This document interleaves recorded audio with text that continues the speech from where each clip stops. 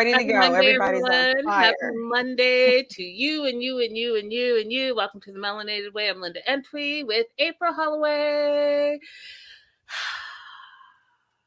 Hope you guys had, for the Americans, had a great long weekend. I always remember this weekend, April, because my birthday is at the end of this month. And so everyone's always out of town for my birthday since I've been in the US. So I'm always like, ugh, whatever. whatever that stupid holiday you Americans have. But I mean, it's a good holiday, right? Let's remember those that have lost their lives for the cause. Shout out to the live chat. Woot woot. We see you and we say hello, hello, hello. Hello. And let's do some housekeeping. Bottom of the screen, you can see where you can support the show if you're feeling led to do so. And especially because this is my birthday weekend. And while you're here, go ahead and like and subscribe to both my channel as well as April's channel, who is streaming live in conjunction at the same time. So go ahead and like and subscribe. Oh, well, thank you, Crystal. Happy early birthday. Thank you. Thank you. I'm trying to get in the birthday spirit. I am not feeling it this year. Overall thoughts of this episode, part 3 of the Tell All, you guys. We made it. We made it through the whole season and the 3-part Tell All. What were your thoughts? 3 parts, and there were so many things that we still didn't talk about. And I feel like I disagreed with people a lot this episode, and I can't wait to see what you say. Well, I'm worried about that because, you know, you and I don't tend to be on the same page all the time, but I'm excited to talk about it. I was super disappointed. Like I said to you guys in part 2 of the Tell All, I feel like specifically Chris got away with all her nonsense. And Yes. the fact that she brought up more of her violent behavior and it was not addressed was disappointing to me. I think that we went into more detail on some couples and no detail on any of the other couples. And it was just, I was a little bit, you know, I felt like it was a little bit lackluster. Like, if you guys want, I feel like they could just go ahead and leak the rest of the Tell All, right? Because, you know, they edit it down. And I always refer back to that 10-hour Tell All that leaked. Just leak it. Let us find the parts that we find enjoyable. Let us see the full-on picture, and maybe it would be better. I don't know. Yeah. Those are my thoughts. I agree with these. Live chat says pretty much the same thing. Ty says, I have more, Crystal says, I have more questions. Can we get a part 4 with Gabe as the host? Then we'll get it all. All right, so let's kind of jump in. So we open with part 3 of the Tell All with Jamie and Chris again. We find out that there's some convoluted story about Chris's ex that she'd been with for 5 years. Some naked sex photos were sent to Jamie, and then Chris found out, went to her ex's house, kicked down the door, crushed his phone, and then ran. So all of that just sounds like violence to me. Right? And so I'm just thinking there's a violent tendency. She has a violent streak in her that no one addressed. So we had 6 hours of a Tell All that no one's going to address her violent behavior towards this ex or even pushing and shoving Jamie. We're not going to talk about that. No one. And then I felt like she was trying to play a little bit like the victim, a little bit more so, because anytime the attention was on her, she was just so fragile. But as soon as she talked about violence, she perked up. Mm-hmm. So I was like, are you fragile or are you not fragile? Because I think it's you're playing victim so that you don't get confronted with your behavior. Correct. There were easy ways to confront her on some of the lies that she was telling and some of her behavior, and nobody did it. I'm not asking for somebody to attack her. I'm just asking for somebody to ask simple, direct questions that contradict what she said. And I'm saying you keep your hands to yourself. And since you guys decided to air that component, we as the viewers, as the fans, I feel deserve to address that, because that can be triggering for many people. And as we know, DV is DV. And anytime you put your hands on someone when you're not supposed to, that needs to be addressed. And I'm just surprised that they didn't address it when they had a second time round here. She literally said she went to her ex's house, kicked in the door, crashed his phone, crushed his phone, and then took off. There has to be something cut out at that point. I can't believe that nobody was like, that's not okay. Right. It was weird. So one of the things I thought was interesting as well is that Chris didn't confirm or deny whether or not she was cheating with her ex, right? Instead, she just gave this example where she went to the ex's house and trashed it, or trashed the phone at the very least, and kicked in the door. But she didn't say, no, I didn't cheat. No, those pictures are not true. And then meanwhile, Jamie's literally there saying she has the receipts, and no one dug in further with that. I just find it all very missed opportunities to really get down to what's really true and what's not true, which is what Tim said. So Tim's like, one of you is lying, but he couldn't figure out which one. Who did you think was lying, April? I think that Chris is lying. I mean, we'll get to the money issue, but that's just one issue where they could have easily said, okay, now pull up your PayPal. Yeah. Or they could have offered it. Neither one of them even offered it. Well, Jamie's showing hers. Neither one of them offered and said, well, we'll show you ours too. Right. And Crystal's saying what we're saying. So she says, I'm shocked they even aired it without addressing it at the tell all. If you're going to ignore it, why even show us that scene, that part? And I also too think that it's important oftentimes, especially when you're talking about anything that has to do with domestic violence, that you go ahead and put up this type of thing where if it's triggering to you, there's somewhere you can go. Every other show that I know that talks about domestic violence in any shape, way, or form, they do this. And I just think that it wasn't done here. And I think that someone dropped the ball, and it's unfortunate because I know that it was triggering for a lot of people. Then they bring Chris's mom up, Mona. And Mona says that she was not really a big fan of Jamie. She thought Jamie was looking for a sugar mama and a better life. And she felt like Jamie was really draining Chris of money. And then that's when Chris jumps in and says that she was using her mom's PayPal account because she didn't have a PayPal account. And the mom said thousands of dollars were going to Jamie. And Chris is like, yeah. Or no, Tim said, oh, yeah, it's been said that it was $10,000. What did you think of this scene? I think that her mom is lying for her. Or maybe her mom doesn't know she was being scammed in some kind of way. I do not know. But the fact that neither one of them said, we can show you our receipts too. And Chris said, oh, it was attached to a bank account. I don't have anymore. PayPal will still show you. Whichever account, no matter what account it's attached to, it'll still show you the transaction. So that's not an excuse.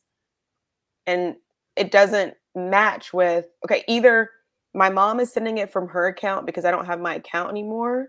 And so she can show you her PayPal, or I don't have my bank anymore and I was sending it from my bank account, so I can't show you my statement. They don't make sense together. And all of it doesn't make sense. So I reposted this and I talked about this on News and Gossip. I'm not going to go into all the details, but Chris does say that she has money, okay? And she addresses the fact that everyone thinks she's an addict. And she's like, how many addicts have 2 homes, a car, a motorcycle, 3 jobs, kids with cars, 1 with a college degree? I've always worked really hard to help my kids have a better life and opportunities that I didn't have. If I were this big addict, I sure as heck wouldn't be where I am today and spending the money I make from this show to start a charity. And she goes on and on and on and on and on. And here's the thing. Either you have the money or you don't have the money. Either your mom is saying that, yes, she sent money from her PayPal account. Well, that's not going anywhere. You can pull up your PayPal receipts and see that. Then all of a sudden it went from her mom sending it from her PayPal to Chris sending 7,000 from a different account, and she doesn't have access to that account because there was like theft or fraud or identity something on it, so she can't. And I'm just like, that's not how it works. Even when you close an account, you're still gonna have access to your records, because the banks are gonna keep your records forever, because God forbid you get audited or you have to go back or whatever, those records are gonna still be there. So it just seems to me it's very convenient that anything she says can't be or you'll backtracked. have, when you send a Zelle, or when I send a Zelle, when I send a PayPal, I have email confirmation, text confirmation. There's something there's something that could have been offered if this was really true. So I don't believe it. I don't believe that she really sent that money. And I also don't think that it's something Jamie would lie about. I think Jamie would say, okay, yeah, before, she got down here, she did send me X amount of money. But then after she left, she stuck me with this apartment and didn't help me pay for it. That doesn't hurt her story for her to say that. Yeah, and it just, I don't know, it reeked to me of manipulation and just manipulation and lies. It Right. felt like a whole bunch of lies were being told. And I, for one, did not appreciate it. I was just like, I can't even believe you, because you can't even back up anything that you're saying. And you're saying a lot of stuff. And I've also read, and I do have the receipts for that, that she even says that she grew up in an abusive family. And so if that is true and it's not alleged and it's actually true, then you're actually bringing your alleged abuser on the stage with you. And then is she lying for you as well? Like, I just don't, the whole Chris and her mom and the 7,000, and then it's 1,700, and then last week it was 10,000, and it was 3,000. But then you have money from your house that you're selling, and your second house you're renting out, but then you're living at home with your mom. Like, I just, It doesn't. First of all, when 2 and 2 doesn't make 4, it's, then yeah. I'm having a problem with it. And you can be an addict and have property and have a job. I mean, when I worked in corporate law, I was surprised to find out how many people were snorting coke in the bathroom. Like, so that doesn't mean anything. That doesn't mean anything. Yeah. She can have all that stuff and still be an addict. That's not proof positive that you're not an addict. Yep. Like Connie says, addicts come in all shapes and sizes, rich and poor. So yeah, I wasn't impressed with that, and I wasn't impressed that no one talked about it. I just was not impressed. And if you guys saw the response that Debbie gave on mine, they basically, in her comment, was that they were directed to take it easy on Chris because she's fragile. So I found that interesting. Hey, Radella, hey girl, hey. So yeah, I mean, if that's the case, then maybe that's why they didn't ask her any questions. I thought that was disappointing because there were so many, like I said, missed opportunities where we as fans, we have questions and no one's asking the questions. Chris goes on to say that every penny that she made went to Jamie. She starts crying, and my note says she's playing the victim. And then they played the clip about her fight with Jamie and her saying that, if she had the money, she'd be back in Colombia right away. And this is something that you brought up as well, April, is the fact that she has never traveled before, right? She's never left wherever she's from. Where is she from again? Arkansas? Alabama, right? And, these alleged issues that she's dealing with, and all of a sudden she's supposed to move halfway across the world. So I think that she had a lot of things that were already working against her, and I don't think she truly committed to like living in Colombia for real. Me neither. I was surprised that Debbie came in to jump into Chris's defense, saying that, last week Debbie called Jamie a predator, and this week she basically said that Jamie was a deadbeat, right? That she wasn't working and Chris was the only one that was working. What were your thoughts on that? I wanted to be disappointed. But then I had to check myself and remember that Julian was raised by Debbie, and Julian gives me Blue Lives Matter vibes. And so I shouldn't really think that the nut is fallen too far from the tree. Yeah, and you know what? And you know, I love Miss. I don't know what I think anymore, but Miss Debbie was one of my faves, and just seeing the people she chose to defend was a little bit problematic for me. So, Sean jumps in and asks everyone, like, where are they siding? So Tim sides with neither Jamie or Chris. Veronica's team Jamie, but then she's also like, but they should not ever be together. Debbie again defends Chris. Usama was hilarious. I think this was his line of the whole episode because he didn't really say much at all. He said, I try to understand, but I understand nothing. And those are famous last words. He's like, what's happening? I don't even know. Who, the what, the where, the when? I don't understand. I try to understand, but I understand nothing. And so what was also interesting to me is Sean's like, do you want to say any last words to each other? And of course, Chris said no, because if you ask Chris to say anything, she's worried that she's going to be challenged on her lies, right? So she's not going to say anything. And then Jamie's like, yeah, I'm worried about your mental health and, you know, you're toxic. And then I don't know how, but this is how I knew that I didn't believe anything Chris was saying, because she was able to turn that sentence, I'm worried about your mental health, into, oh, that is just like you and you would bring this up. And so obviously there's something there. Mm-hmm. For Chris to say you would bring this up means that there's something to bring up. Do you agree or disagree? I agree. I did not perceive it as a negative statement when Jamie said, I'm worried about your mental health. But she totally took it as one. So something else was beyond that. Crystal? What's Crystal talking about? Crystal said, Mrs. Debbie was giving some of her friends were at the Capitol on January 6th, but she stayed home because of a bad hip or something. Otherwise, she would have been there. It's really funny.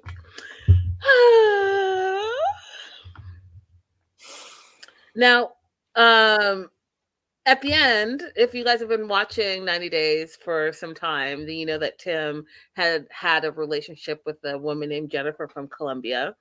And I think that this situation maybe triggered him a little bit, because at the end of their segment, he's like, you know, Jamie's giving me strong Jennifer vibes, and said that, quote, you don't keep a girl like that for 2 years for $1,700. What were your thoughts on that, April? I disagreed with Tim vehemently, just because he has to spend money to keep someone around does not mean everyone has to. That part. And you don't, quote, keep a girl like that? What does that even mean? What year is this? You're not keeping anyone. If you decided that you're going to give money to your loved one, then give money to your loved one. If you're supporting them, you're supporting them. Say that. The rest seems ridiculous.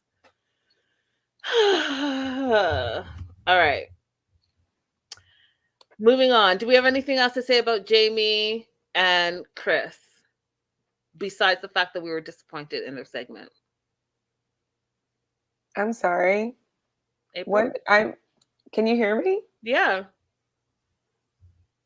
Something happened. I just lost you for a second. Repeat that. I said, is there anything else you want to say about Chris and Jamie before we move on from their segment? You know, I just have to say the same thing over again that I've been saying. Jamie, if you're moonlighting in here, or if you're catching us on the replay, I can play matchmaker for you.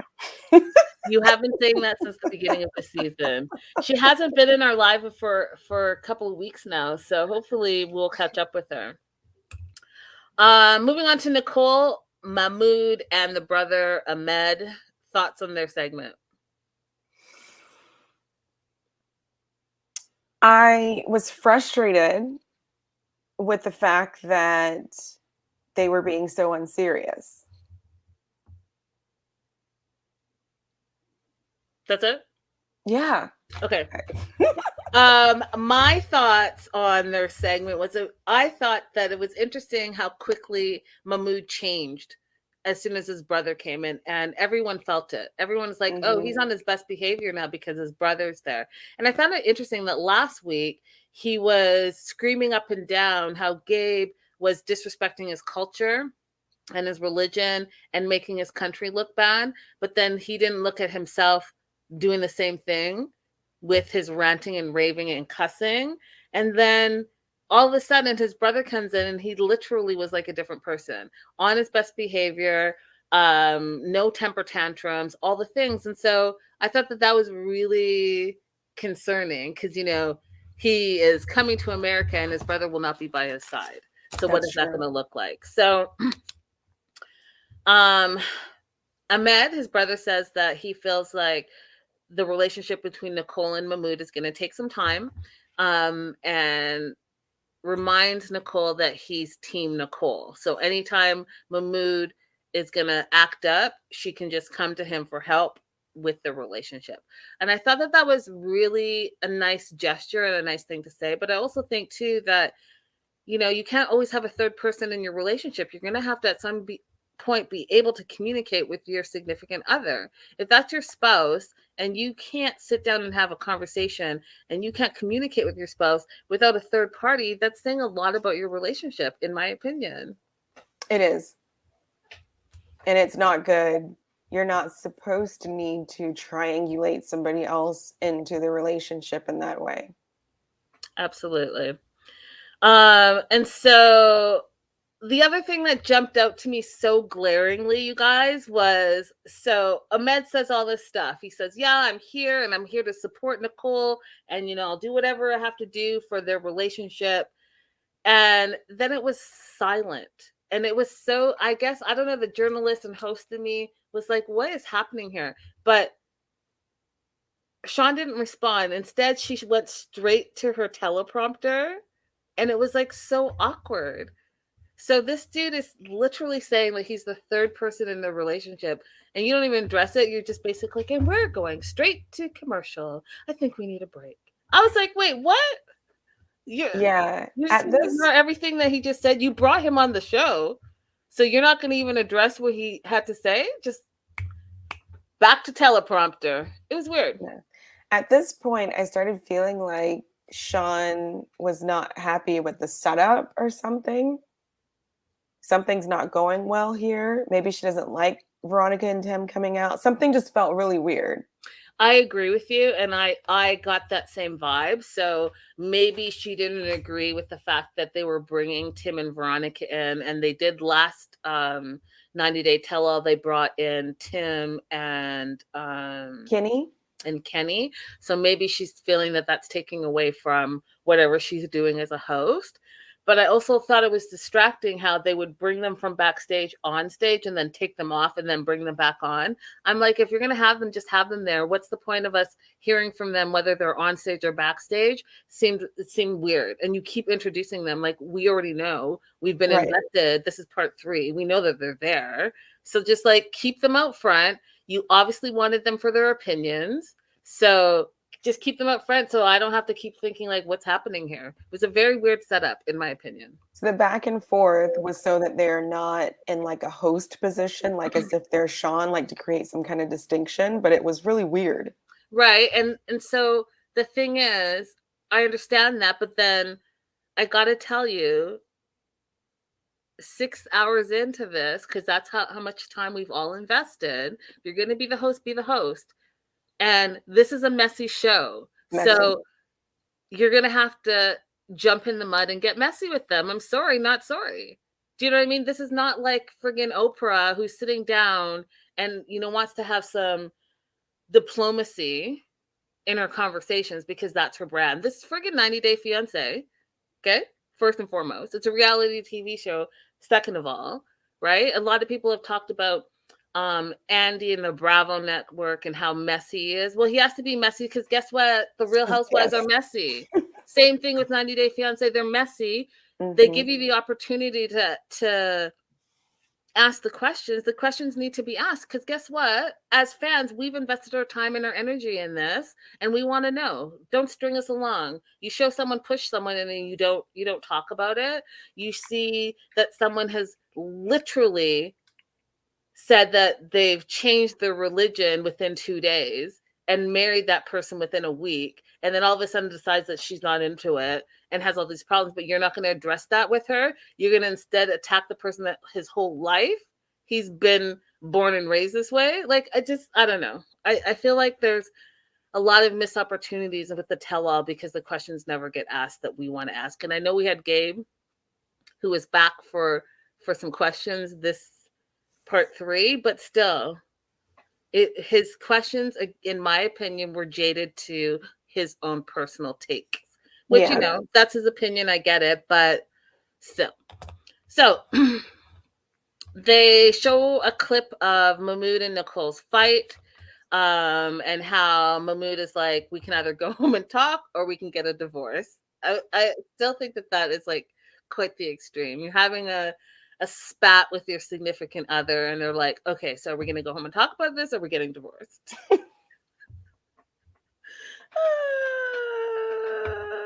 So funny. So,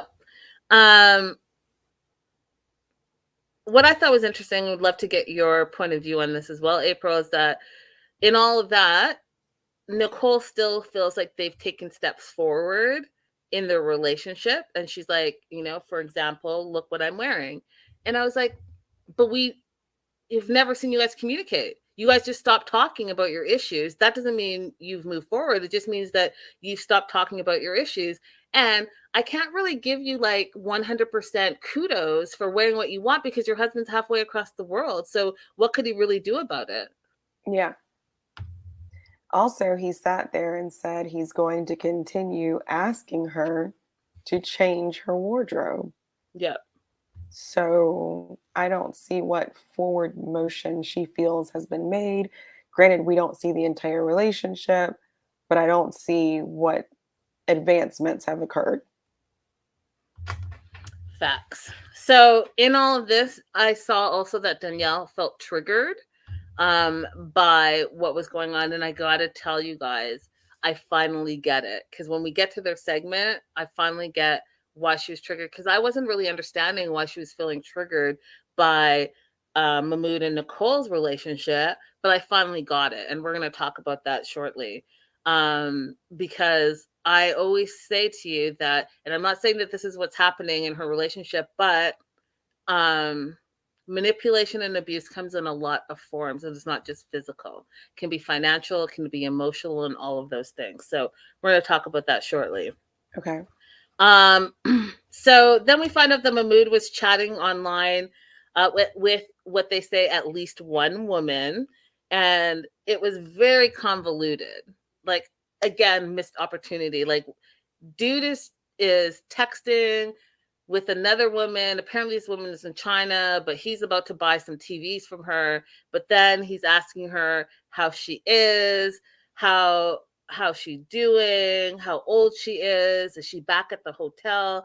And I'm like, back at what hotel? Yeah. So is she in China or is she here? Right. Are you selling TVs out of a hotel? Or like, what? Why are we not getting the full story? And then that kind of got swept under the rug by everyone telling the story. Mahmoud and Ahmed are laughing about it. Danielle asked like 2 or 3 times, like, what's so funny? Why are you laughing? Which, as the host, you should ask them, why aren't you laughing? What is funny about this? They finally say it's their culture. They just love to laugh.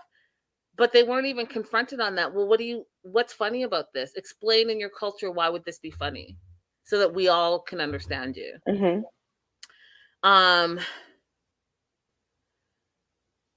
Isabel stands up and says, you know, I think that this is a really disrespectful attitude by you laughing at this situation where you've been caught texting another woman and you think it's funny. Debbie jumps in and says, it's just nervous laughter. There's no disrespect. And I was like, Mama Debbie, do you even know how to text? Because you can be a Miss Georgia Peach all day long, but like, what? I know you Southern belles don't go for any type of disrespect, Miss Debbie. Well, if she's willing to excuse Osama's, what did he say? He says whatever he wants when he's tired, disturbed, whatever he said. I guess if she accepts that, she can accept nervous laughter. Oh yeah, that's just like Chris. When she gets angry, she blacks out. Yeah, like that's like acceptable. when I get mad, I say things, but I don't mean them. Okay, well, is that an excuse?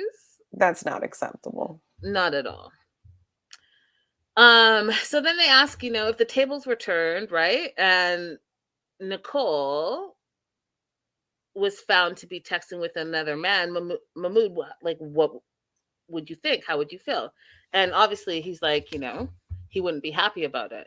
Okay, so you wouldn't be happy about it, but Nicole has to just be like, it's no big deal and we can just laugh about it. That doesn't even make sense. Like, either you were up to something shady and you got caught and now you're trying to downplay it, or there's some type of weird double standard in your relationship and you can do whatever you want, but your wife can't do anything. The latter. Make it make sense. The latter is true. The latter is what is true.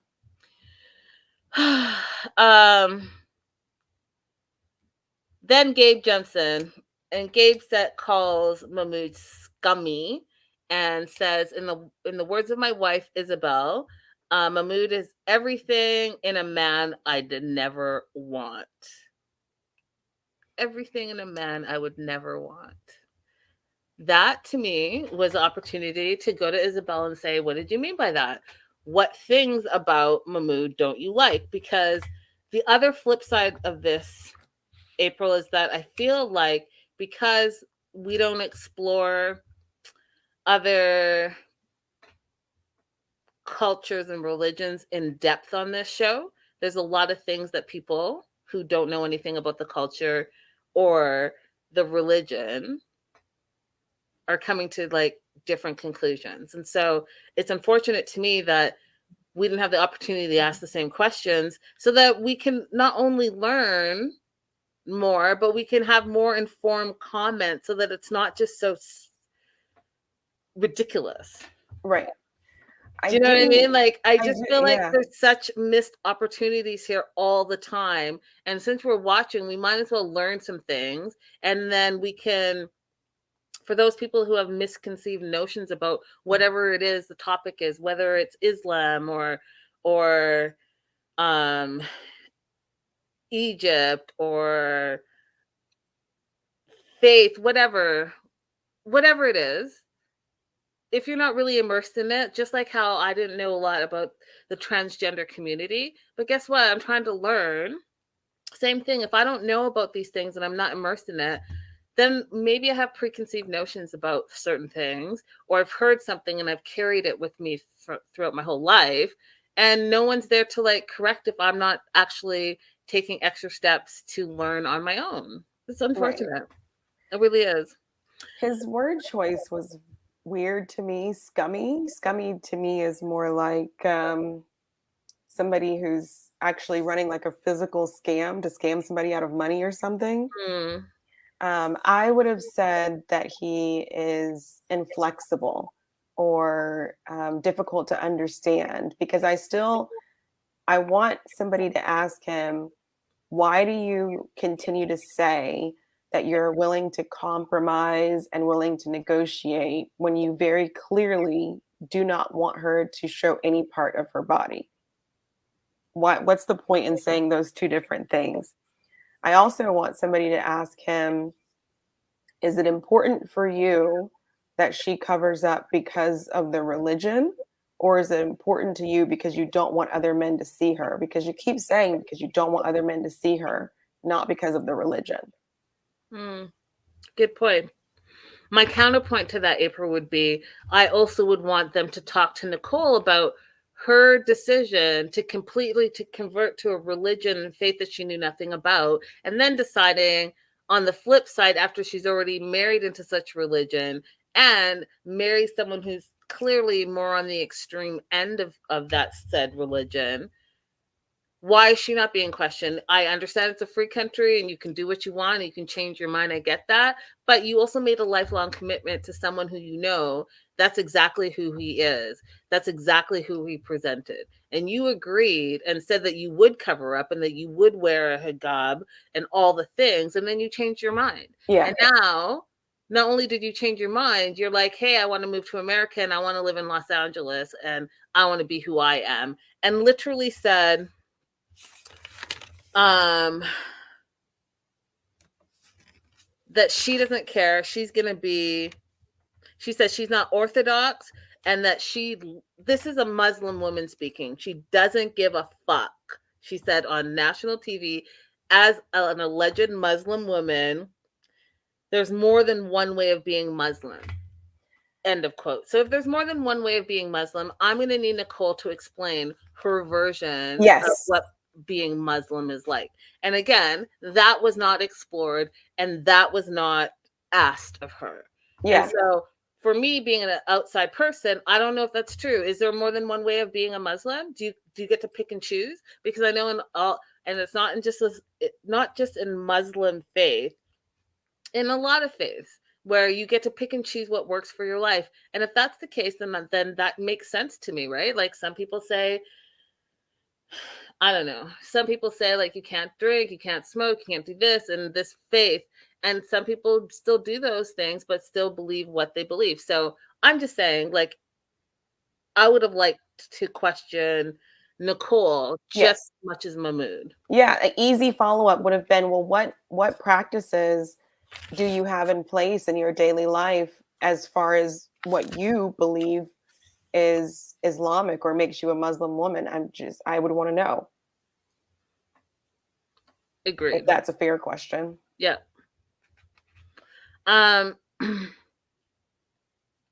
Chris says something, and I literally said Chris said something. She said something to Mahmoud. I kind of just like blew it off because I was like, you've lost all credibility with me.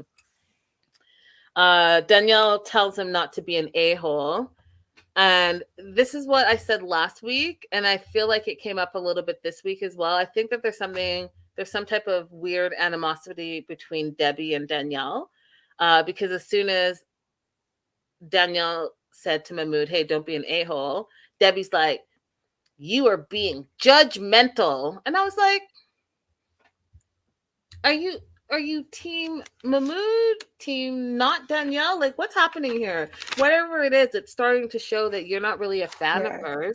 And I'm curious to know what it is, because like I said, they had no interaction last week. And when Danielle said something last week, Debbie completely ignored her and kept pushing. And then this week, you see how she's just like coming back at Danielle. And I was like, Am I misremembering? Didn't Debbie say to Danielle that she disrespected Johan?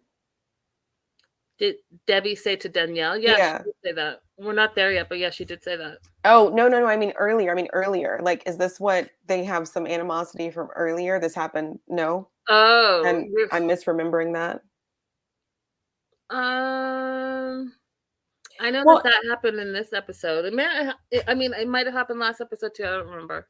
I don't have any problem thinking that Debbie would see someone like Danielle and be annoyed by her immediately. Somebody who is willing to like express themselves out loud sexually is very much against the debutante. Yeah, I mean, you're right. All right, we're going to move on to Gabe, Isabel, and Gabe's sister, Monica. What did you think of their segment? I'm still team Monica. I felt weird because everyone was ragging on her, and I was like, I completely understand her point of view and why she didn't go to the wedding. Do you? I do. Imagine if she showed up at the wedding and she wasn't able to keep her face together. She's not smiling in the pictures. Everyone would say, "What'd you show up for? You ruined everything." Interesting. For those of you guys in the live chat, I would definitely like to know what your opinion is on this. If your family member and you got into a fight the day before your wedding, do you expect them to show up at your wedding still? Yes or no? Let me know in the live chat. If you're watching the replay, let me know definitely in the comments, and I'll look at them and get back to you. My whole what is my take on this? Gabe, Isabel, and Monica. I think Gabe is the issue. Gabe is the issue. I think Gabe is the problem in all of this. And I said this last week, and I'm doubling down and I'm saying Gabe is the issue. I think that Gabe likes to keep his relationship separate. And when they start to interact, he causes a division in that relationship. And whether that is intentional or unintentional, that's what he does. And because there is like a language barrier there, as well as a distance barrier there, he's able to do it. And so now all these people are in the same room and they're finding out things that they had no idea about. And the only common denominator is Gabe. That being said, I agree with Diana here. And I think that regardless of the fight, that marriage that wedding was, maybe a once in a lifetime thing.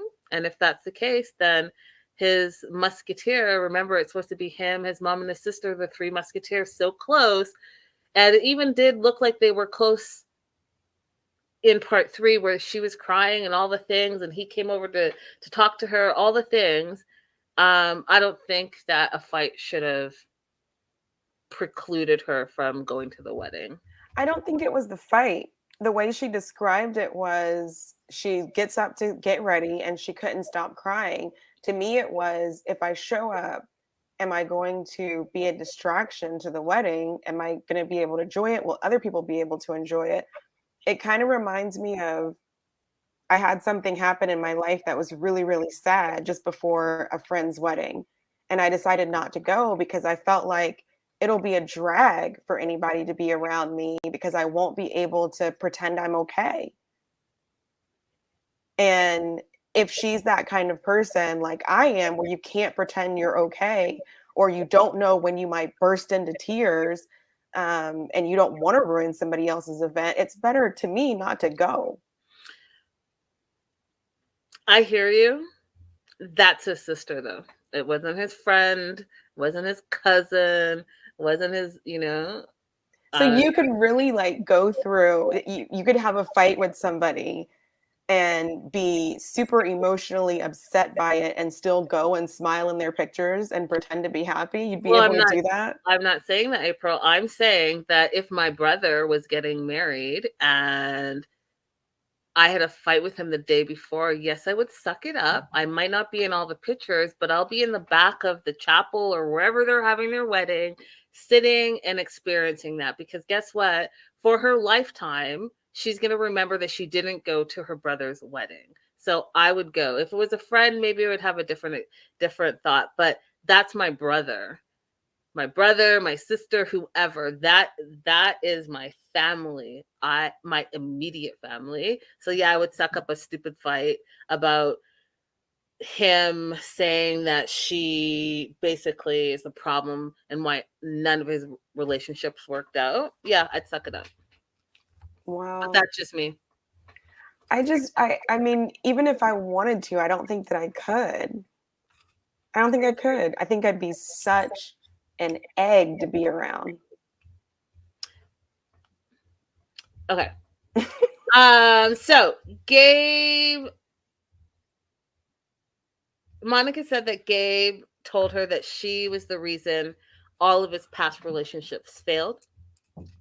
And she was really upset by that.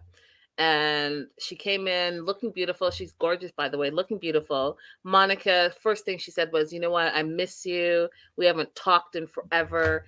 And here's the thing. And gentlemen, if you're listening to this, if you're watching this, I'm gonna tell you something. Okay. I'm gonna tell you something that's true for me as well. when you send someone that you're talking to, you're interested in, you think you're dating, your friend, your family, your cousin, your brother, whoever, if you are sending memes all day, that does not mean that you've talked. It does not.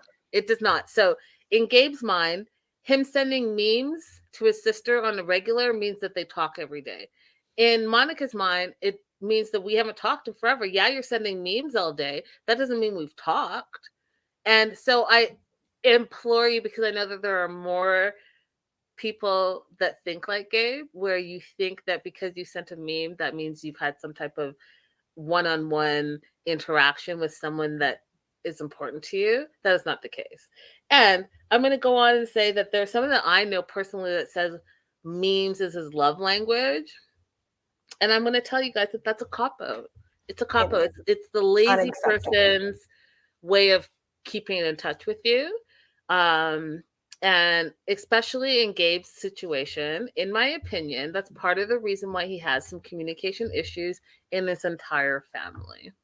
If you think sending memes is talking every day, then that is a source of where you're going wrong communication-wise.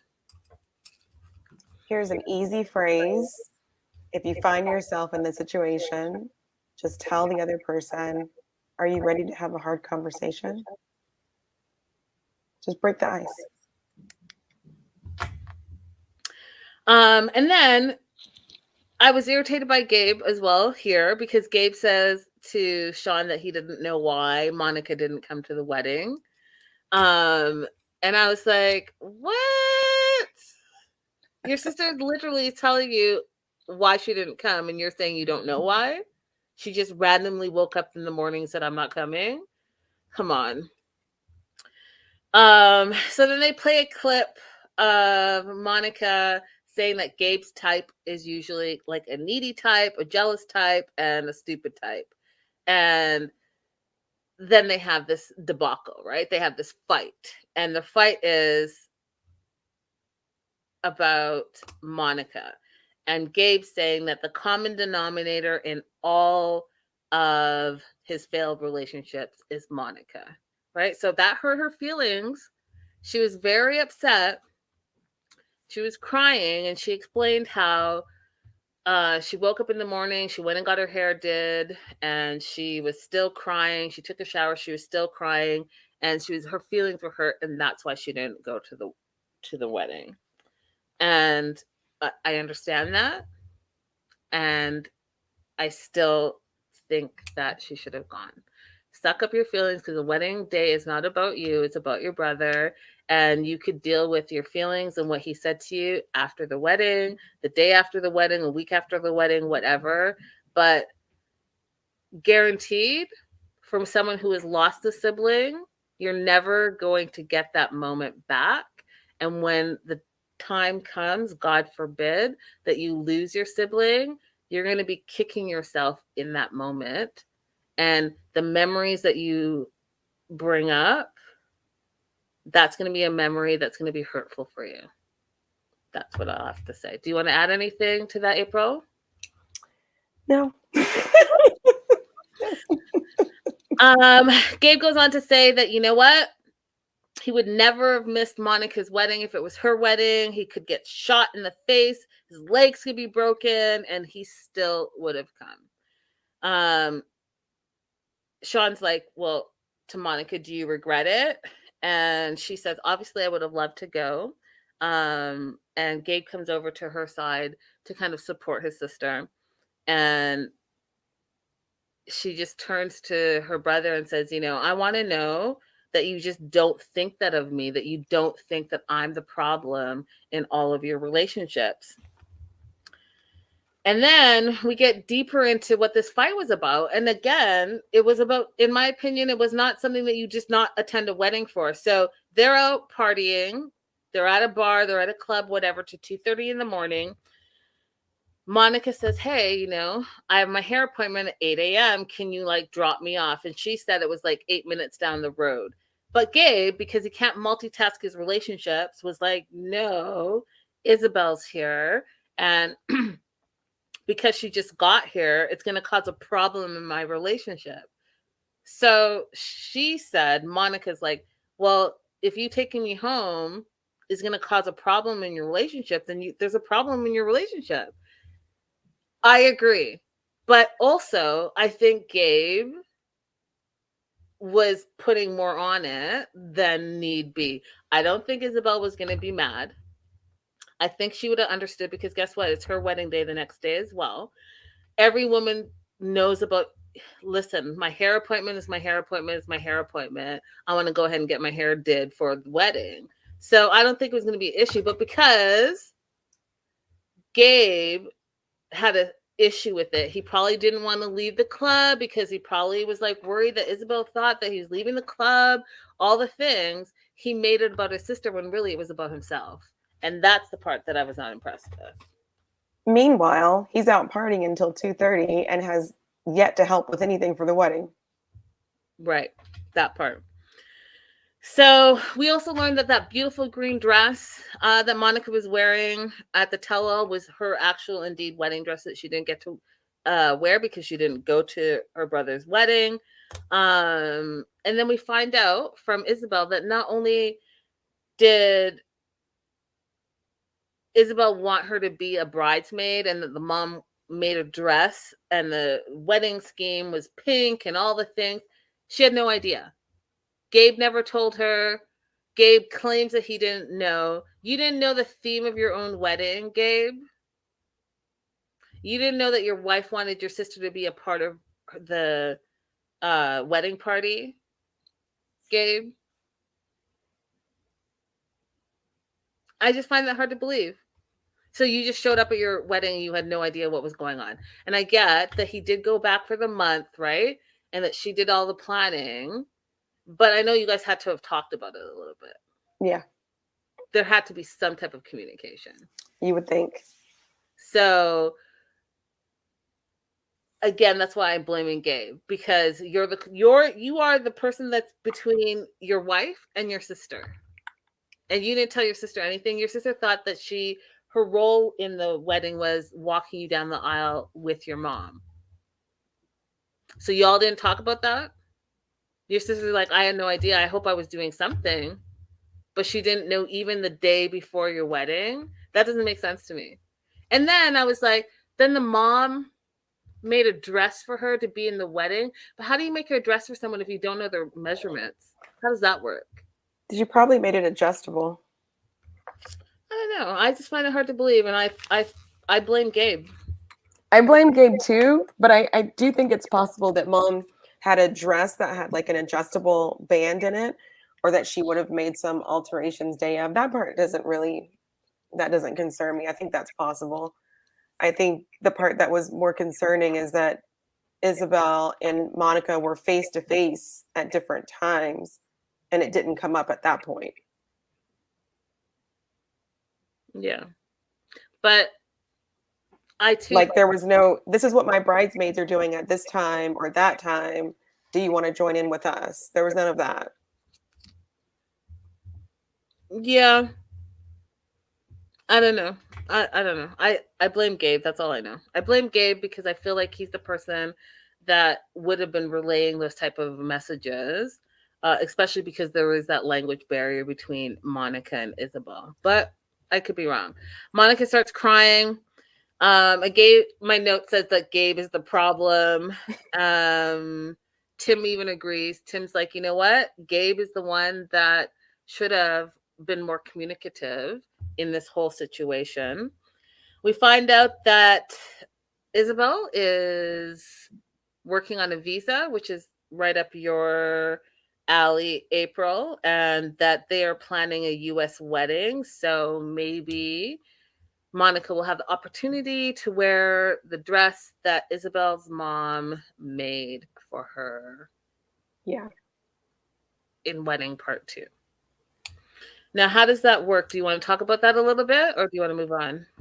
It sounds like she's applying for a visitor's visa, not for residency in the U.S.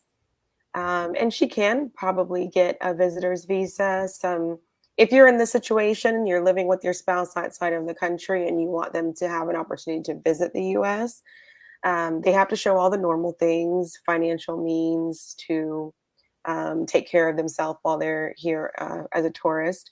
But they also have to show an intent to return to their home country.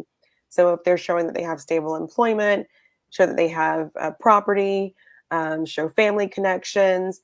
In this case, I think Gabe is applying for residency in Colombia. So showing that she has a spouse that has residency there is going to be strong evidence of intent to return to Colombia as well. The kids are enrolled in school, these kind of things. So she probably would be able to get a visitor's visa without too much trouble, unless there's something in her history that we don't know. What's the time frame on that usually? It's different for different countries. Let me see where Colombia is. Well,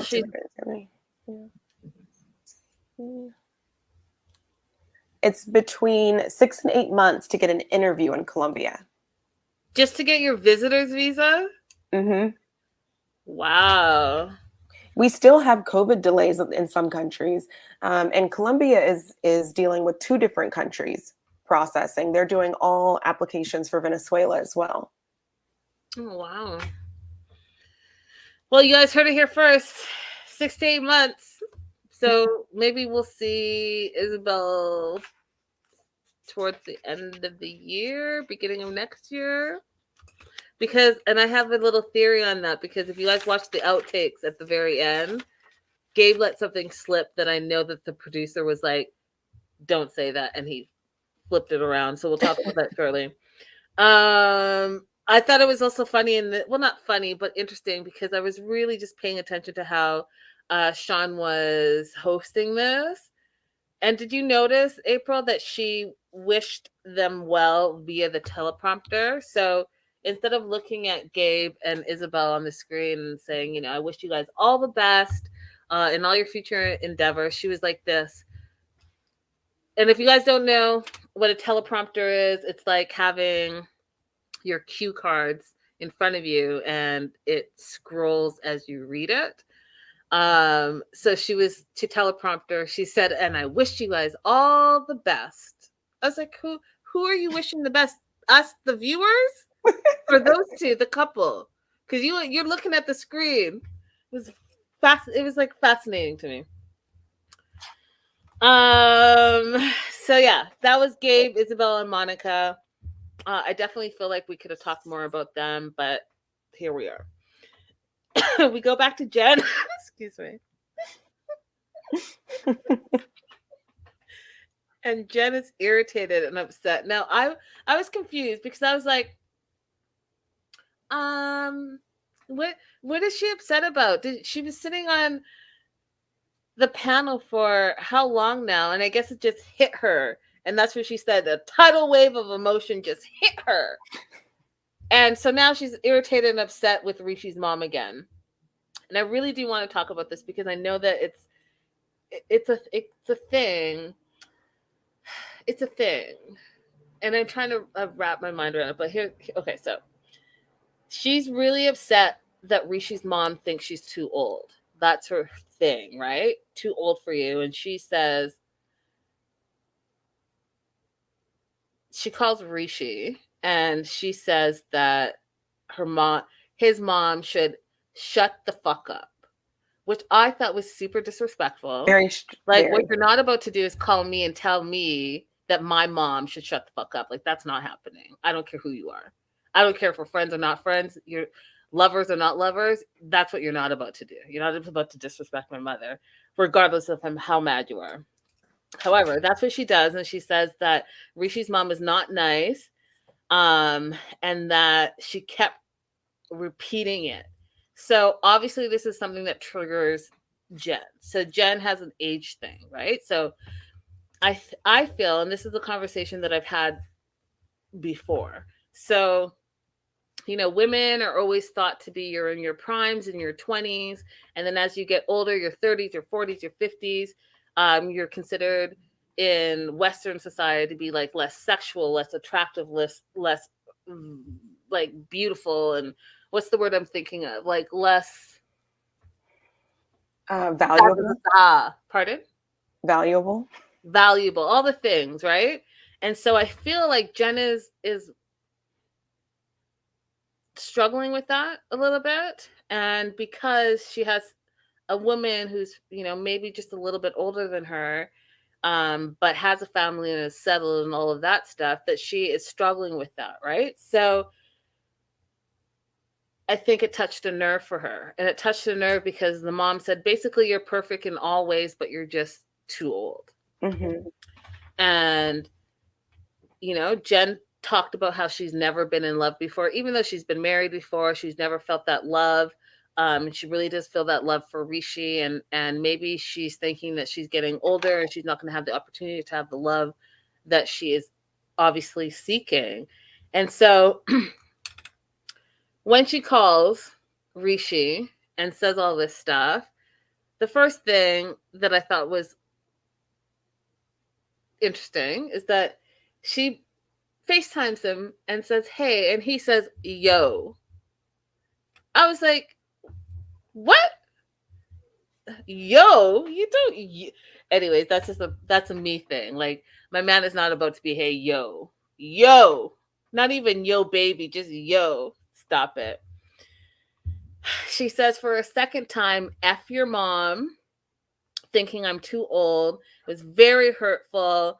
If she says it again, we will never speak again. And then here's the thing that I was like, she is really taking it over the top. I personally thought it was a little extra when she was like, and if she says it ever again, I will never speak to you again. I was like, why are we doing all of this? And why are you freaking out? It's very extra. What were your thoughts, April? Okay, now that you've broke it down a little bit, I can understand her starting to get emotional about it, but I thought her language was really inappropriate and unnecessary. She could have said, you know, now that time has passed, it's sitting with me and really hurting my feelings.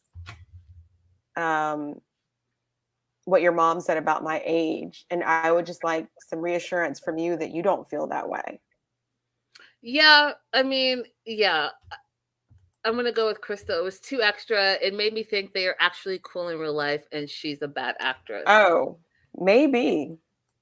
Well, I think Crystal's not off because, you know, those two posted a social media post today, and they basically said that, what did they say? They said, and I'll post it to our socials later, but they both said in a joint post, love does not begin and end the way we seem to think it does. Love will find a way. So. Well, here we have another missed opportunity, because she made that whole long thing about Rishi's family not wanting him to marry someone who was dark skinned, and it didn't come up. Yeah. But also to their defense, though, the Tell All was filmed months before that came out. Oh, yeah, you're right. Yeah. Okay, so she's freaking out. I thought it was interesting. I didn't really understand what he meant, because it was like, are you saying your mom's awesome or she's not awesome? So in his mother's defense, he apologizes to Jen for Jen feeling hurt that the mom thinks that she's too old, but then says that his mom is, quote, a proper housewife and doesn't know how to talk to people. What does that mean? So, like, what does that mean?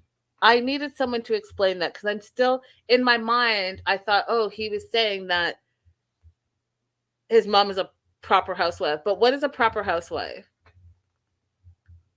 I hope he didn't mean it as an insult and rather meant it as she's like old school. I needed an explanation. Someone should have said, well, what do you mean by that, Rishi? Because like that doesn't even make sense, but that's what he said. She wraps up the conversation by saying that she's second guessing being in a relationship with Rishi.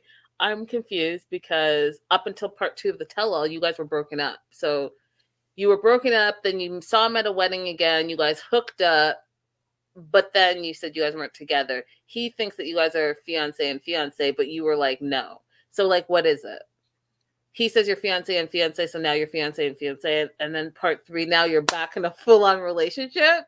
I was like, what? Yeah, it makes no sense whatsoever. So that all happened behind the scenes. They come back. They get brought back to set, which is something that I was telling you guys about who haven't been on a production set before. Producers come back. They bring you back on set. You are guided to where you are supposed to be. Everyone's back on set except for Jen. Sean, the host, asks Rishi, where's Jen and why she's so upset. And he explains it's the age difference. And then I thought it was interesting that he's like, she was crying and I was crying. And then someone said, well, why were you crying? What made you cry? And he basically was like, well, it's painful because she's upset. If she's upset, then I'm upset. And I personally didn't see him cry during that phone call. But then as soon as someone asked him why he was crying, then he started crying. Mm-hmm. Crocodile tears. Crocodile tears. So and then everyone was like empathetic towards him because all of a sudden he's crying too. And I was like, but what is he crying about again? Is he crying because he feels like his woman, like, I don't get it. He's crying because he doesn't want them to attack him again. That part. That part. He's like, you know what? I'm crying because I made a mess of this, but I'm not going to say anything. I'm just going to cry. And that's going to make me seem more empathetic to them. And they're going to think I'm empathetic towards Jen. And no worries. We're back together. Sure, that's not one of the things again. So I know you guys, I keep talking about missed opportunities, but I just really feel there were a lot of missed opportunities. One of the things, I mean, we're talking about ageism here. And Jen is like, what, 48 or whatever? The host, Sean, I believe is in her late 50s, early 60s. She looked beautiful, you guys. She's an older lady. I would have loved to have gotten her perspective on this whole ageism thing. Like, speak up and say something. You're hosting this. Like, hey, as a woman of a certain age, I would say X, Y, and Z. And what's your perspective being a beautiful, strong Black woman that obviously is, in media? Maybe you could say, like, maybe age is just a number. And look at me, and here's my example of X, Y, and Z. But that wasn't even done. It's very odd.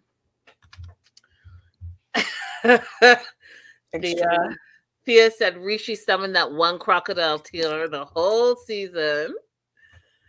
And Crystal says bad actors. Yeah, I just thought, you guys, it was another missed opportunity. If you're going to bring up all these topics, why are we not talking about the topics? Why do we just bring it up and keep it pushing? You literally had a full-on good 3 to 5 minute segment about Jen's age and how it's an issue in her relationship, but then we don't talk about it. Right. Well, and the other thing they didn't say was, why is her age an issue? Rishi has not expressed to us that he wants children. So why does her age matter? You asked that last week, and again, we've been watching Jenny and Submit for so many years that we already know what the issue is. The issue is with the family and the community. Marrying someone older for their young men, allegedly, according to the Jenny and Submit storyline, is against their, like, I can't think of the word I'm looking for, but they have, like, not rungs, but they have, like, different societal hierarchy? It's not hierarchy. It's it will come to me in a minute. But they have different classes. classism of society, and it's in poor class for a younger man to marry an older woman, and then the family gets shunned because of it, and so it brings shame to their family. I can't think of the word that's going to come to me You after did the say show. that before, and it's not completely clicking for me. So it's just the age itself. It's not something that. Well, it's that, and it's the shame part, it's the legacy part, it's the children part, it's a whole bunch of things that they just cast. Thank you, artful variety. Oh, That is I what I was thought the looking for. cast was just like skin color. No, it's also like the different layers of their society. Thank you. It was like right there, the caste system in India. Yes, y'all. Thank you. And because of the caste system, that's part of the whole ageism thing. And so again, they bring it up, but we don't talk about it in depth. I think it's terrible. Okay, so then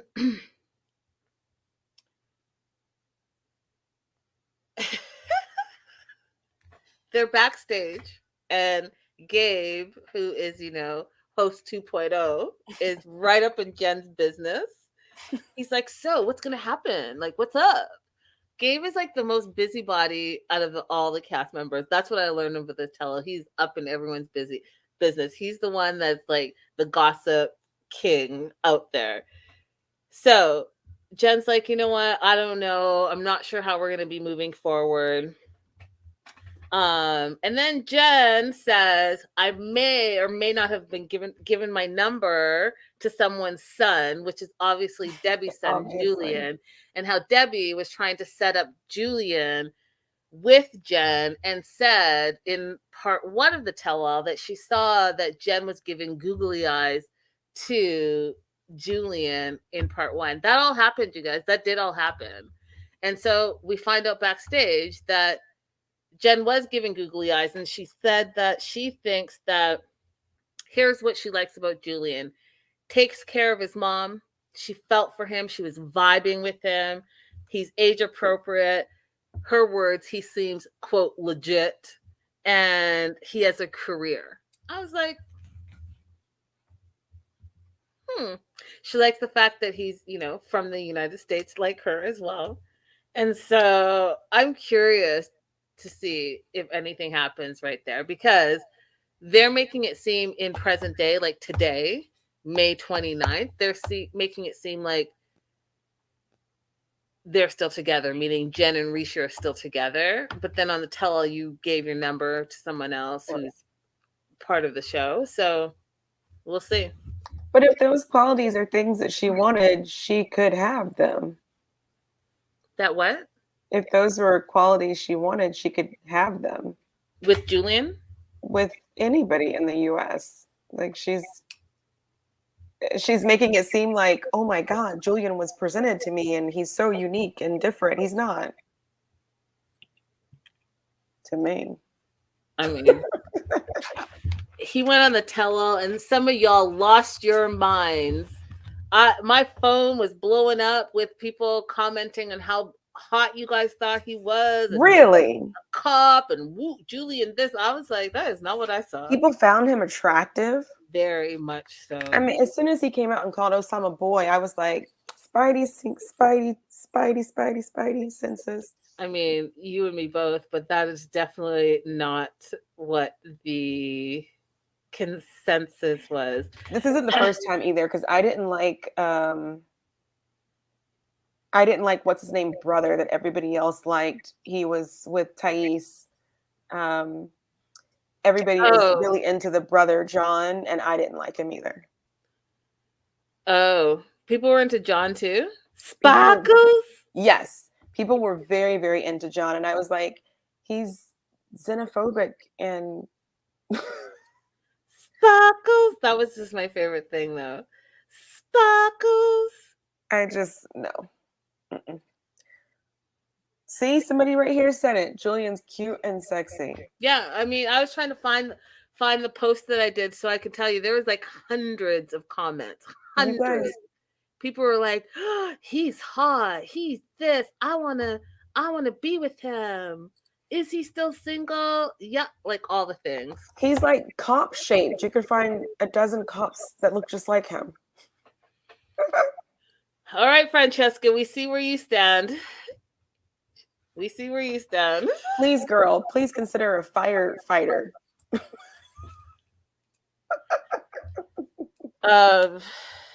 Y'all, listen. If you're part of my Patreon news and gossip, you already know some things about Julian that I know that 99.9% of you guys do not know yet. So you guys can go ahead and continue to say all the things about Julian. I personally think something different. I'll say it that way. But you know what? I respect his hustle. I respect his grind. I respect that. You do you, boo. But at least be honest with who you are. That's what I'll say. And what you do. Yeah.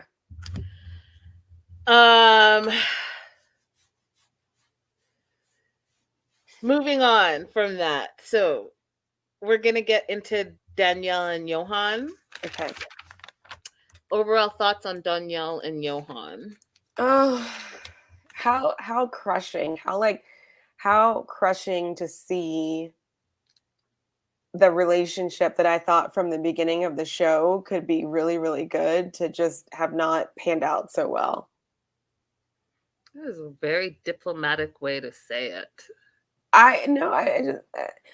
And still, even in this, more missed opportunities. There were 0 questions about the butcher shop. We don't even know if it's still open. About the scenes that happened concerning that.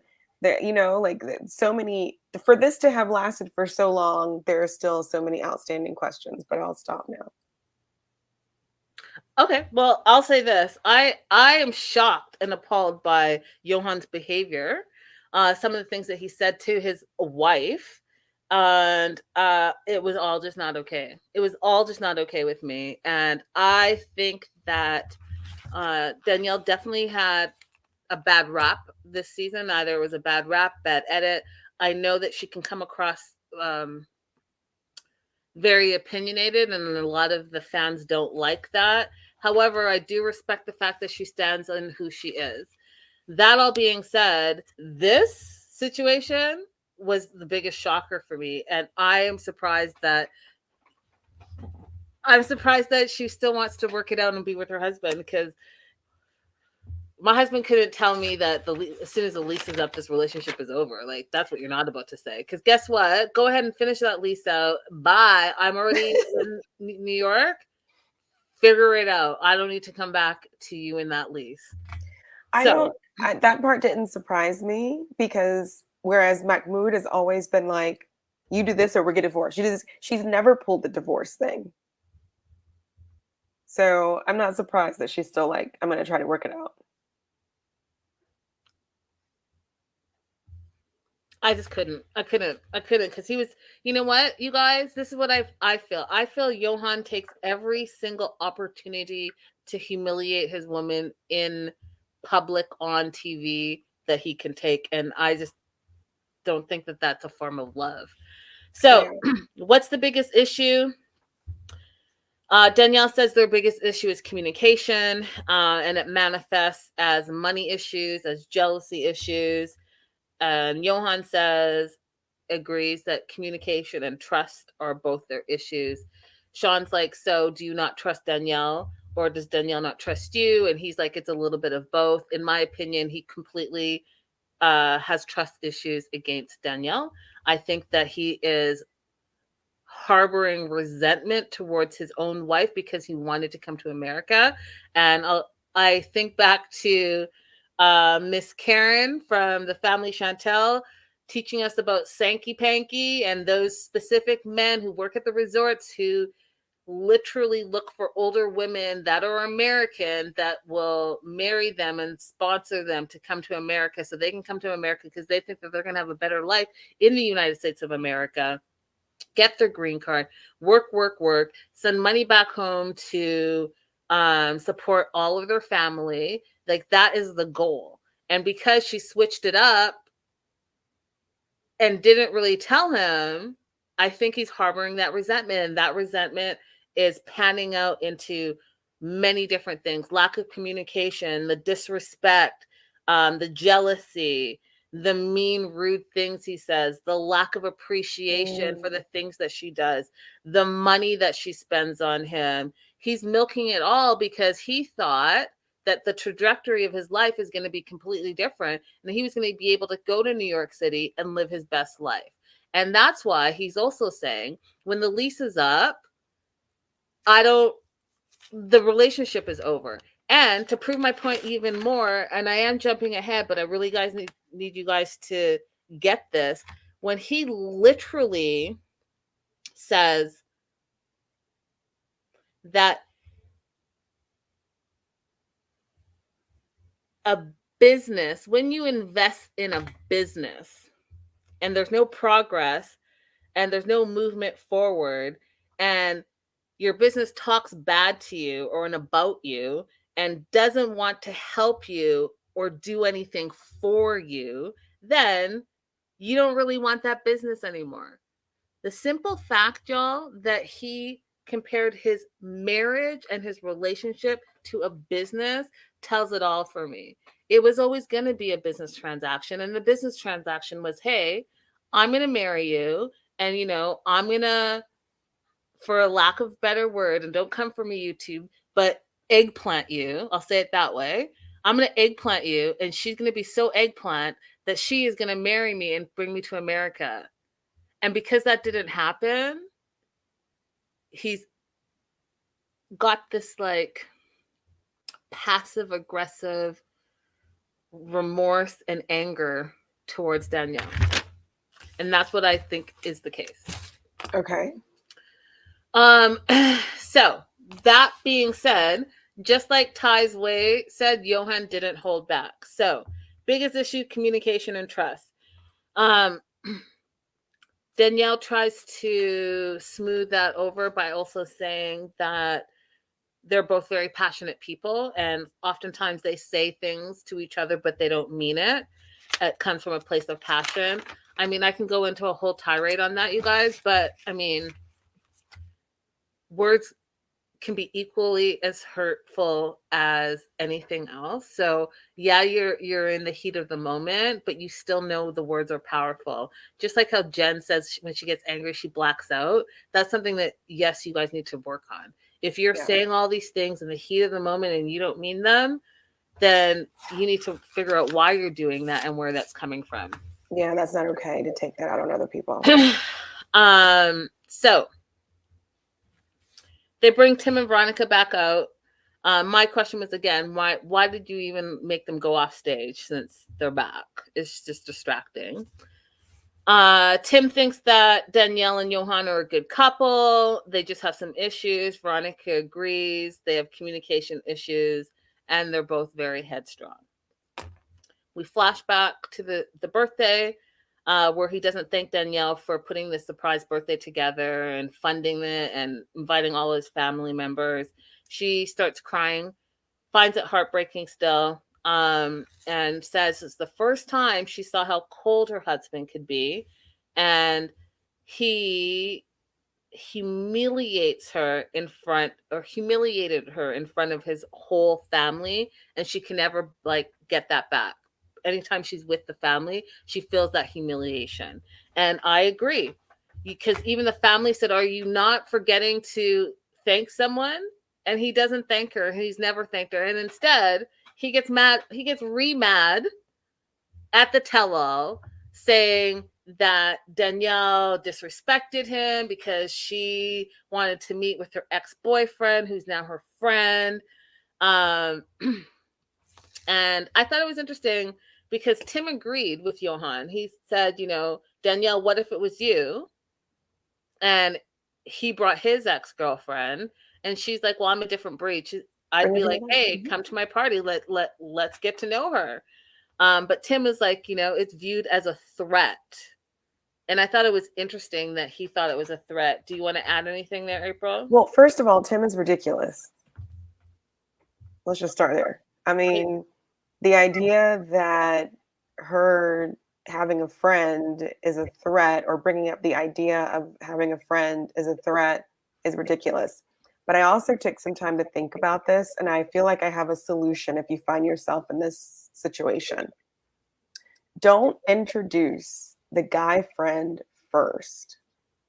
Start with other friends.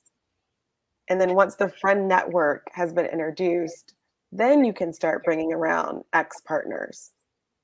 Because I think in Johan's mind, this person being introduced first meant they had a certain amount of importance that perhaps Danielle did not mean.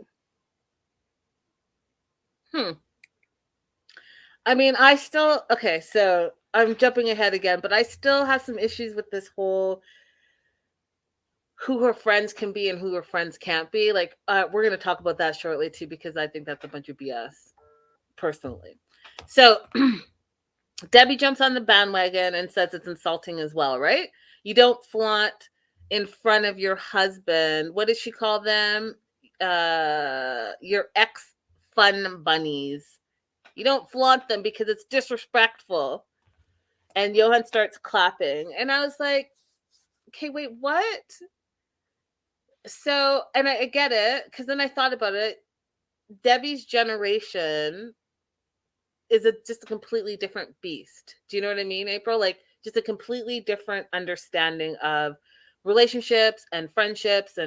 And I don't think back in her days, I mean, they got married early and they had long marriages and all the things, but I don't think that they necessarily had like a lot of like friends from the opposite sex. I just don't think that that's the case. So, and plus she's also a Southern belle, so there's that component, right? So she's I get it, she's coming from her perspective, but I also noticed that again, there's something between her and Danielle. There's something about Danielle that Debbie doesn't like. And anytime she has an opportunity to like knock Danielle a rung lower, she does that. She does. And she does. Go ahead. I think it's just her sexual expression that Debbie either frowns on or is jealous of. I mean, there's a lot of, I mean, this is not exactly the place for it, but there's a lot of white women hatred against each other from older generations to younger generations about what kind of freedom they have today. Actually, didn't. That's a good point. I didn't think of that.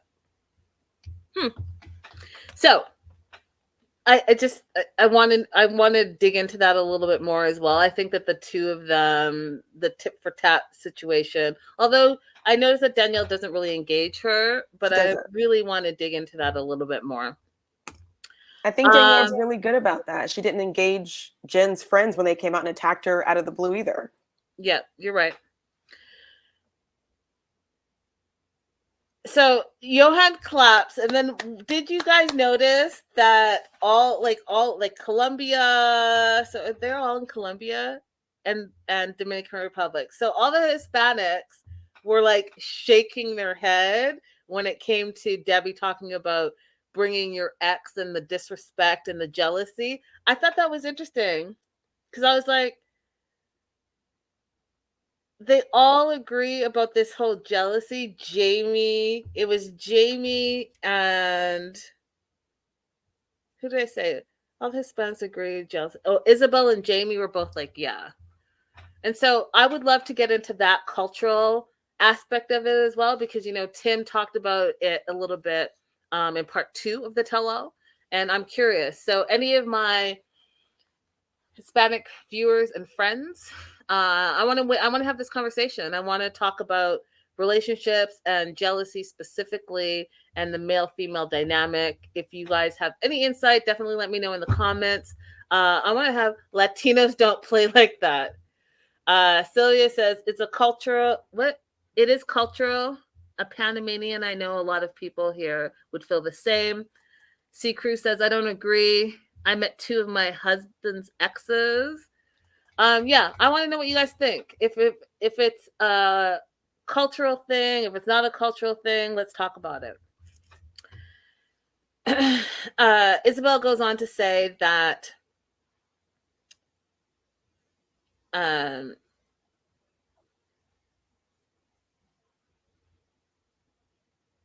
this situation would not happen in her relationship. Gabe could absolutely not be friends with an ex. And I thought it was interesting because, you also have Tim and Veronica on the show who used to date, who are best friends now. So, like, what stance are we all taking? And let's talk about it. But no, we don't talk about it. So, another question I have for you guys, live chat: can exes be friends? I know we've had this conversation before. Can exes be friends? I personally think that exes can be friends if there literally is no more spark. You're not thinking that you want to be with them. You're not thinking that you want to have do the hanky panky with them. You just see them and you guys are in different places in your life and you just see them as a friend. Then you can be friends. But if one of the people still has feelings for the other person, it cannot happen. What do you think, April? Can exes be friends? Yeah, I think exes can be friends. I even think exes can be friends if one person has unrequited feelings for the other person. I think that we just have to be honest about what are good situations for us to be in with somebody and what's not. Do you need to be in somebody's house together alone? No.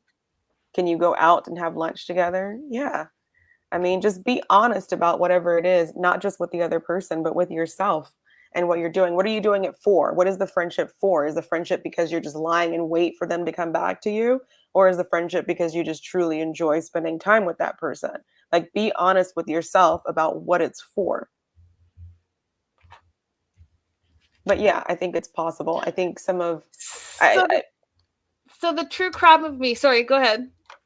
I just think that some of the problem that we see is because a lot of men only think of women in terms of sexual beings. They don't think of a lot of women as friends. And so if you have someone like Johan, he's struggling to see why would Talon want to be friends with Danielle. I think it has less to do with Talon's motives and more to do with the fact that Johan doesn't see women as whole, complete beings that could be a friend as opposed to a sexual conquest. I agree with that part of your statement. I also think that Johan is struggling with his patriarchal beliefs of what his relationship should look like. Yeah. And I think that, and again, to each their own. So he definitely has like a old school belief that the man is the head of the household. What he says goes.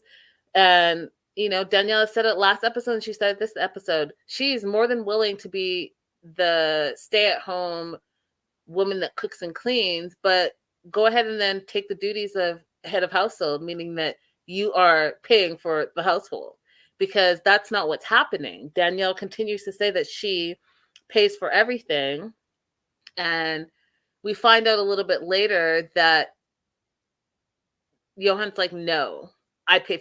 First he says, I pay for everything. She uses my money to pay for everything. But then in saying that, he says, but they split things 50-50. So like, what is it?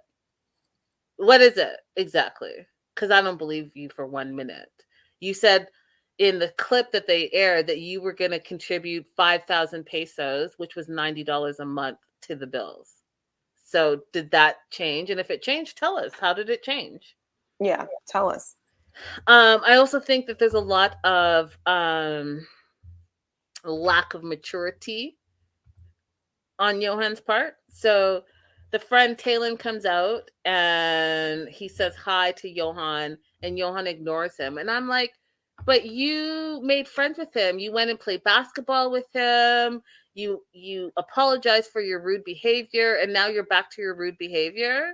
So that to me just shows how A, insecure you are, and B, how immature you are. That's super, super immature of you. Oh, thanks, Poppy.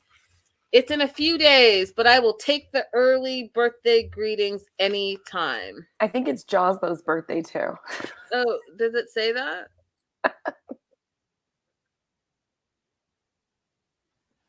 Is it Joslow's birthday? My ex just texted me happy birthday. That's fine. He's the dad. Happy birthday. Is it your birthday, Joslo?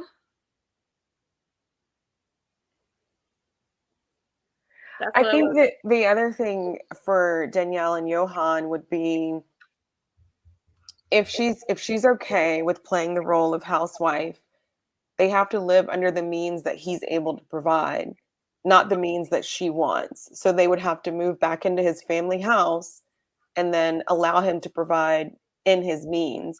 And if she's not willing to do that, well, then you're not really willing to be the housewife. The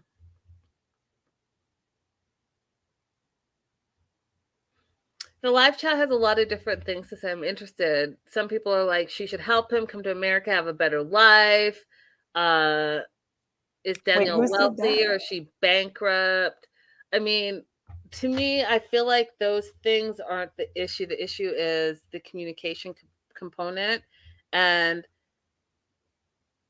the fact that clearly they didn't have a conversation, like I always tell you guys to have, about the money. If you do not talk about monies before you get in a serious relationship, you're going to have issues with, guess what? Monies. So who, how, where, why, when? How do you spend your money? How do you save your money? I tell you guys this all the time. And it's really irritating to me because some of you guys are like, oh, well, she knew that he was poor and lived in a poor country. And he expected her to be wealthy because she's an American. He thought he was coming to America and all the things. But guess what? Before they got in a relationship, before they got married, this is a conversation they should have had. And then they wouldn't be having half these issues, in my opinion. Okay, so Taylor comes on. Sean's like, do you have any romantic feelings for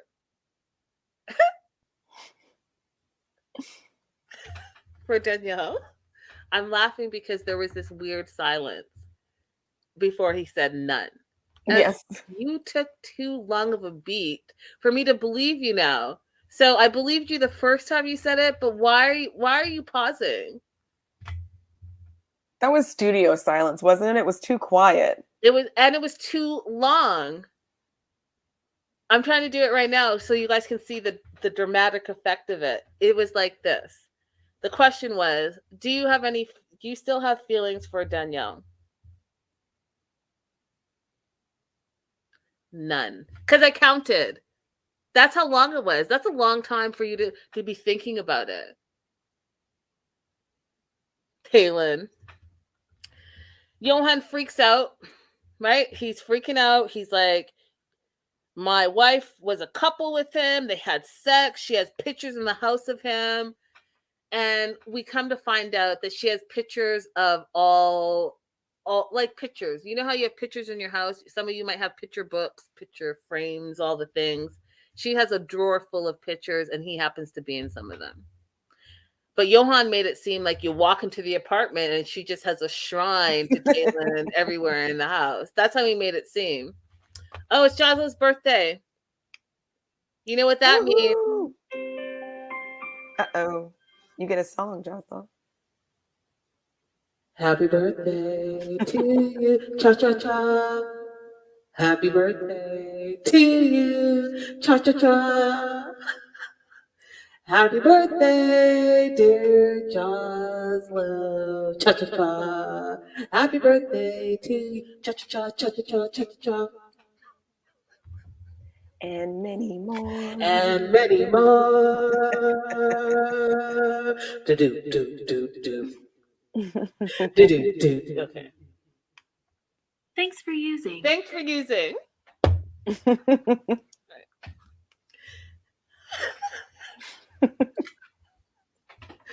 Oh my God, my microphone just makes me very happy. Okay, so Johan, again, I feel is insecure and immature and likes to humiliate his wife. And so when he said, and this was the scary part to me, you guys, this is the part that I was like, all the red flags are being waved right now. When he said, this decision is going to cost you. The moment you decided to bring Taylor into our relationship turned to shit, he says. I quote, never approved to wanting to meet your ex, and you will regret it a lot because now I don't see you as a partner that I have to respect or love. This relationship is worthless. Now let's break that down. Now I know I did in that whole rant, so I won't get into a rant, but here are the words that were key words that were concerning to me. I never approved. Okay. It's going to cost you. I don't have to respect you. I don't have to love you. This relationship is worthless. And you will regret it a lot. Okay. So, the criminology background, my true crime love, my ID obsession, these are all red flags for someone like me. If someone is saying that they don't approve of your behavior, and if you notice, and I don't know what's going on. I don't know what goes on in the relationship. I don't know what's going on in closed door. All I know is but the little snippets of TV. But those all of those words are red flag words. And they're red flag words in many DV situations. And DV doesn't have to only be physical. It can be verbal. Okay. But to be in a relationship with someone says that you're going to regret what you did and I'm going to make sure of it.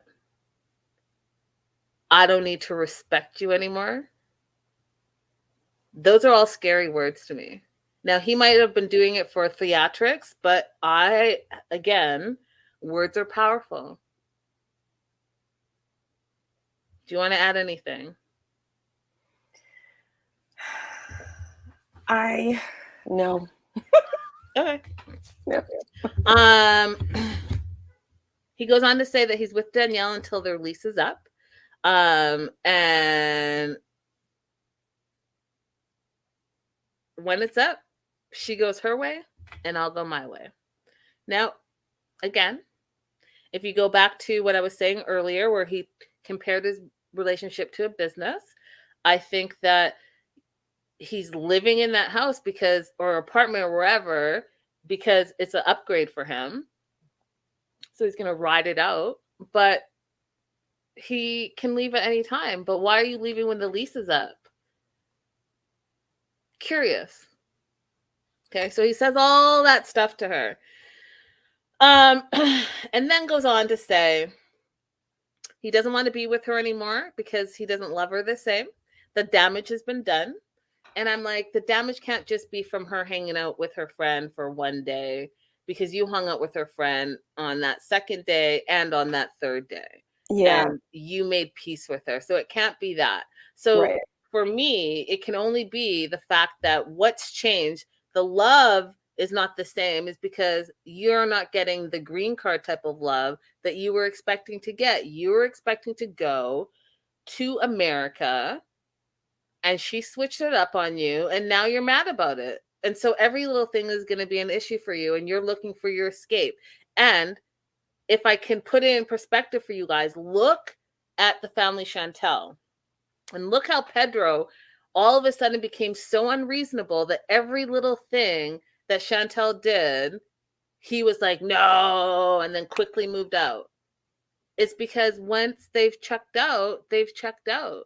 And they are making their escape plan already. And that is, in my opinion, what Johan is doing. Johan is already checked out. He feels like he picked the wrong American. And now he's going to be looking for a new American to replace Danielle and get him to the United States of America. That is my opinion on this whole thing, because he's taken it from 0 to 5,000 over what? Hanging out for one time. And you ended up meeting the guy, and you end up playing basketball with him and being cool with him. So it can't be that.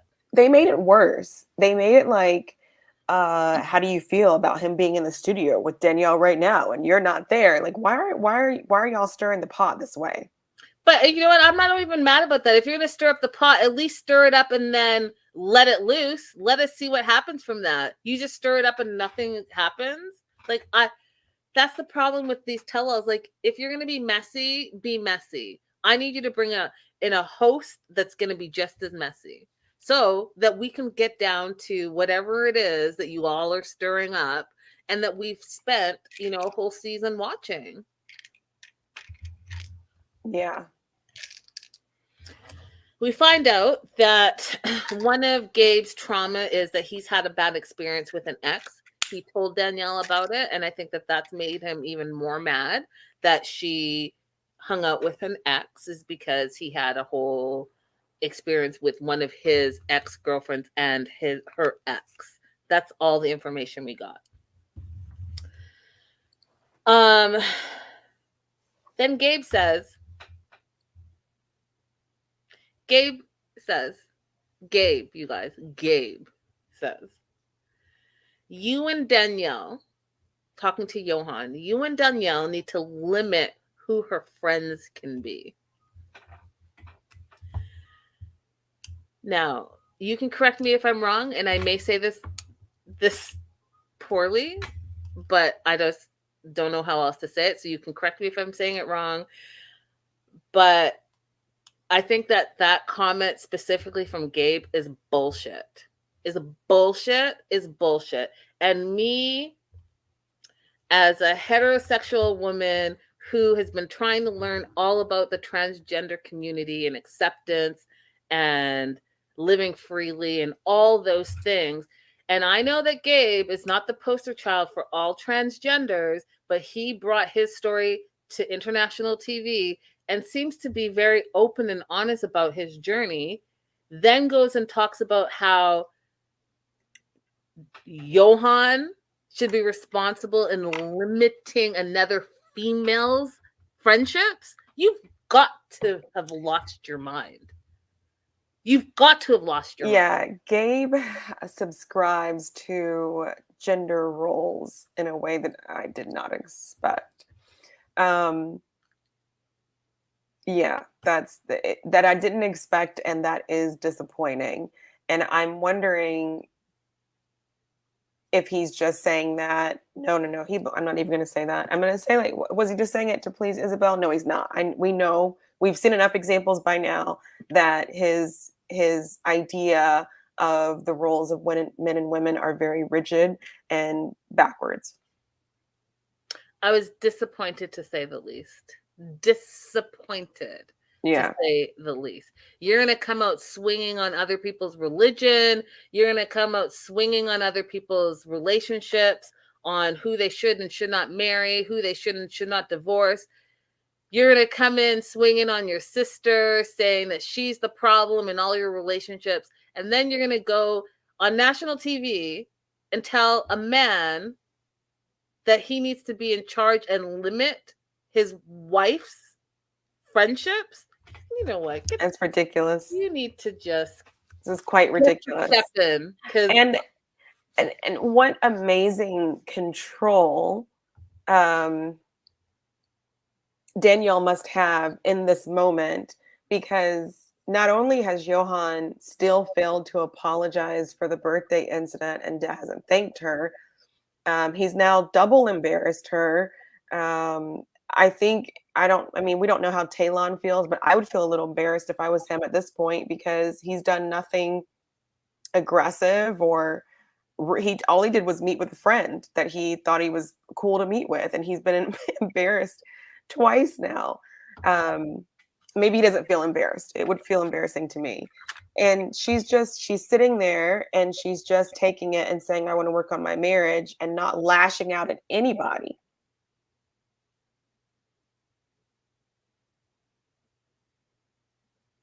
So you know what? If it doesn't work out, maybe I could play matchmaker for Danielle too.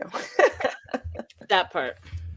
Listen, you're in the Go ahead and match me up, matchmaker. We'll call it the April matchmaking show. So we talk a little bit about paying all the bills. So Johan says that he pays all the bills, that Danielle pays the bills with his money, which I find hard to believe. And then we get into this whole situation where Isabel is like, well, why did you even get married? Like, what's that whole situation about? And the question comes up about equal partners versus being submissive in a relationship. And we don't have enough time on our show to get into it, but I do want you guys to think about that, because again, these are all conversations that you have to have before you get in a serious relationship. I'm trying to give you guys all the tools you need so that you don't end up in a crazy relationship. Okay, I'm not going to get into all the details again. I talked about it already, how Johan compared his relationship to a business. And Danielle's just basically that that's not true. And he is doing all this because it's making him feel like he has power, because he is feeling humiliated about the situation as it stands. She is willing to work on her marriage. She's willing to go to therapy. He's not going to therapy, he says, because that doesn't work down there. So he says, I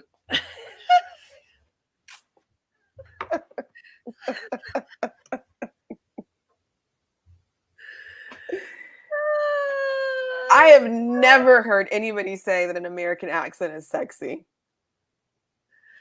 April matched me a Canadian girl with a cute uniformed American. What region are you talking about? What American has a sexy accent? Francesca, I did not know that you were a fellow Canuck. I am going to be keeping a good eye on you. 3 of us Canadians sitting right here. April said 3 of us Canadians. April's telling on herself. What you don't know about April, y'all. April is a temporary Canadian when she needs to be. As soon as my plane lands in a foreign country, guess what? Maple leaf. Terrible. Terrible. Okay, so the show wraps up. And here are some key nuggets that I thought were super interesting. And I'll just give you what I think is going to happen. And then for my Patreon subscribers, I will get into all the details. So Gabe is first to talk to camera. And Gabe says, maybe him and Isabel are going to be U.S. bound, he says. And then there's a pause because, you can't be saying shit because you're still under an NDA. Even though your season's over, you're under an NDA for many, many years to come.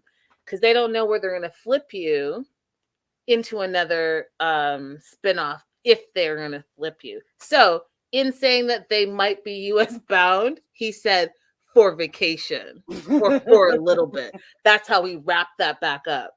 So my prediction is, are we going to see Gabe and Isabel again? Yes. Are we going to see them in the United States? Yes, we are. Okay. Will we see them in Happily Ever After? Yes, we will. Will we see more Monica? Yes, we will. Then they go to Chris in the back, and I was just disgusted by the whole thing. She was like rubbing her neck with her pouty face. So apparently her neck injury is back. That's all I have to say about it. I never want to see Chris again. Same. Jen is in the back. She's still crying. She's still crying over her relationship, over the age, and what she should do next.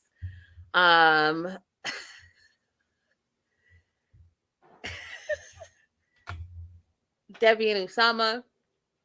Debbie says some really mean things about Usama at the very end. Says that he looks like a corpse or a mugshot. But she says that on the one hand, but says on the other hand that she's not closing the door to him because that was her best friend. I think we will be seeing more of Debbie. That's actually even guaranteed. We're either going to see her on The Single Life or we'll see her on Pillow Talk with her son Julian. Not so sure that we'll see Osama again. I want to see Debbie matched with Libby's dad, Chuck. Oh, they would be a perfect Florida pair.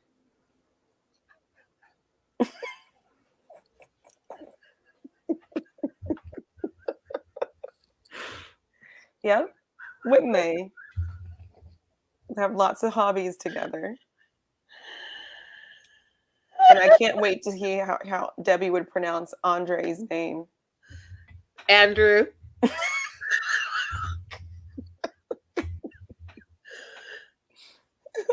Okay, let me stop acting up. Okay, and then Nicole, she really wants her husband to break his tradition, but she understands that traditions are hard to break. And if you guys have not seen the spoiler, I'm going to go ahead and spoil it for you. If you don't want to know, you can go ahead and zone out right now.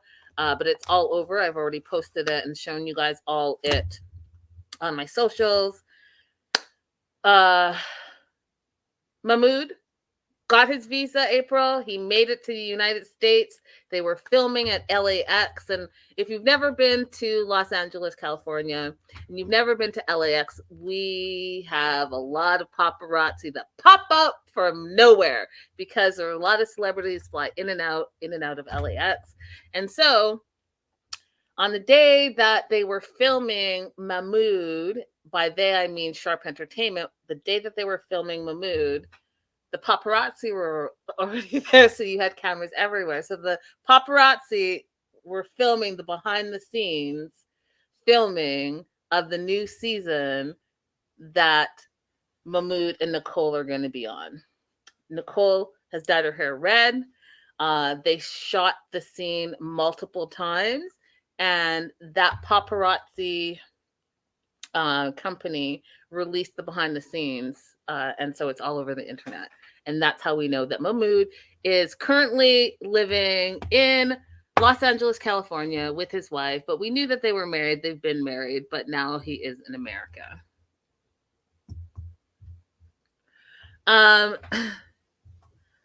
Kelly says, oh my God, I've never caught a live with you guys. I've loved watching you both this season. I'm undergoing chemo, and when I watch you guys, it makes me laugh and makes me think about great topics. Keep it up. Kelly, I am sending you all the positive vibes. I think that you are strong and beautiful. Thank you for being a part of this community, and I am cheering you on 100%. Let's all send Kelly positive vibes. Care Bear stare. That part. Positive vibes her way, Kelly. Just know that you are loved. And that's that. I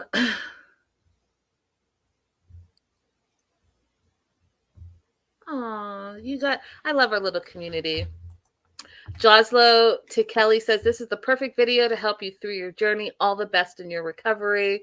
Yes, Kelly, we are sending you so much love.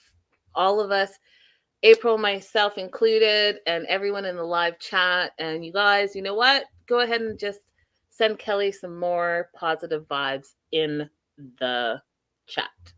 I'll keep it up a little bit longer so we can all send Kelly some good vibes. In the meantime, we will be talking about Match Me Abroad tomorrow at 2:30 Pacific Standard Time. Joslo, I got in trouble. I am not even taking your bait because the last time y'all came for me when I talked about that.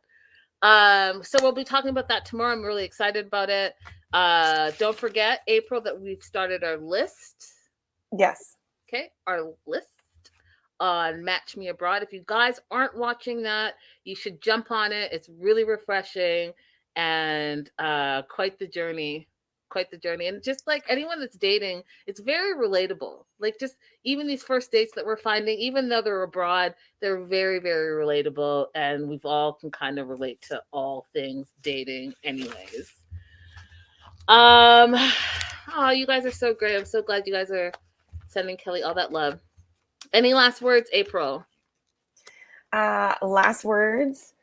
Thank you guys for embracing me to co-host with Linda. You've been with her for a very long time, and I'm just excited that you let me be a part of your community, and I hope that you all have the best night ever. Oh, that was so sweet. April, listen, girl, they love you. They love you. They love you. They love you. They even come. They come for me now more like I'm the crazy one. So we've loved having you. Thank you so much for co-hosting this season with me. It's been so much fun. Oh, thank you so much for the super sticker. See, we do love you. They just love you, April. Love you. They're like, bump that, Linda. Thank God for April. You guys just use me for my tea. That's all. Just use me for my gossip and my inside scoop. And see, I'm supposed to stop talking now because my screen went blurry. Wait. Nope, that didn't fix it. On that note, I'm wrapping it up for the evening. Hope you guys had a great long weekend.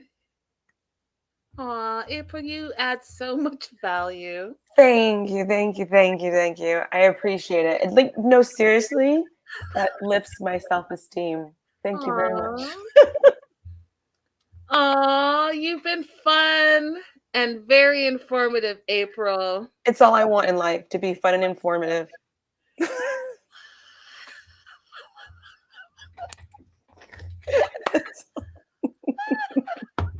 You know what, Brown Frown? You don't know me in real life, but you know me. Linda the realist and April the empath. Is that what I'm saying it right? Empath? Yeah. Very empathetic, all loving. Well, thank you. Thank you. Linda's like, oh, hell no. You make sure you ask him about the money, Sonny. You make sure you ask him how much sex he wants in his relationship. That's the real deal.